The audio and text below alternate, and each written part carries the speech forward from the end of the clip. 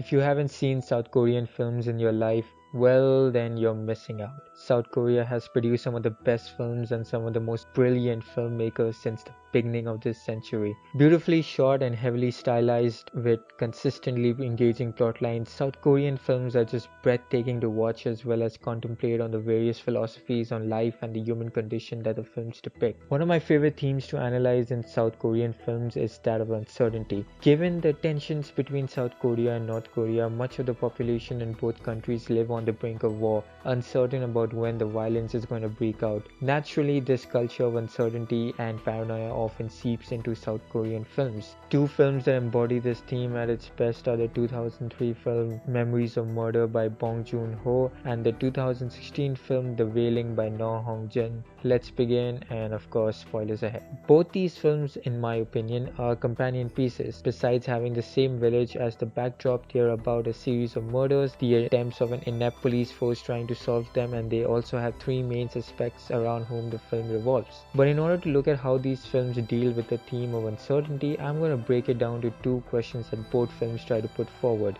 How do you know what evil is in an uncertain world, and how do you have faith in an uncertain world? Both films open with a murder and the police force attempting to put the pieces together. In the case of The Wailing, the culprit was known but not the motive. As the films progress, various characters fall under suspicion, but it's who they are that deserves some attention. In Memories of Murder, the first suspect that gets called into questioning is a mentally challenged young man who was in love with one of the victims. The second is one who is caught masturbating at one of the crime scenes, and the third is a lonely factory worker. In each case, the suspect is someone who falls outside the strands of normal society. Each person displays behavior that may be deemed as abnormal, as something that separates them from the others. As a result, the film puts forward the notion that in an uncertain world, the ones that fall outside the realm of normal behavior, and I use that term delicately, are often the first ones to face the act. The actions represent them as the face of evil. Why? Because they are different.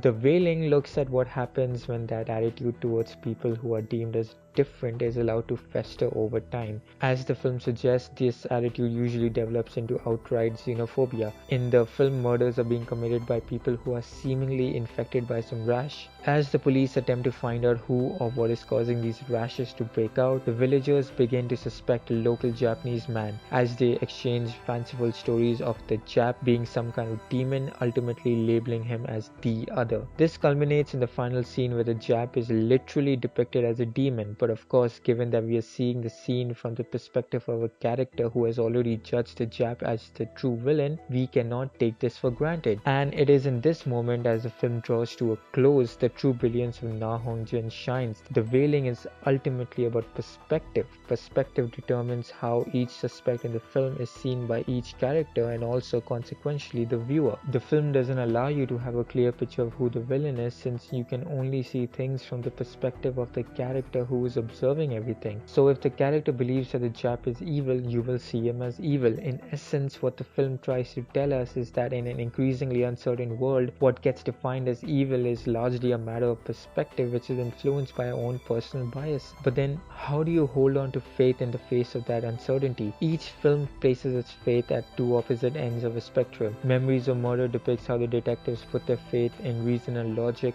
while The Wailing in spirituality and shamanism. By the end of both films, both those faiths are left out in the open, tormented by the unrelenting forces of uncertainty. In Memories of Murder, Detective CO deduces that the killer commits his murders on a rainy night, while another officer, Officer Kwon, notices that every time the murders are committed, a song is requested on the radio every single time. This leads the detectives to mistake correlation for causation as they track down the person who keeps requesting the song, a lonely factory worker, and in a fit of desperation, CO nearly kills him even though the DNA evidence exonerates the worker. In the end, the detectives give up and the murders remain unsolved. In The Wailing, the question of faith is less subtle compared to Memories of Murder. The film gives us three distinct shamans that may be behind the rashes that are causing the murders. While the most suspicion seems to be on the Jap, we can never know for sure. When Officer Yong-hoo's daughter Hyojin develops the rash, he places his faith in the shaman Il Guang. In a brilliant sequence of shots, both the Jap and Il Guang performs a ritual at the same time while Hyojin pleads pleads to her dad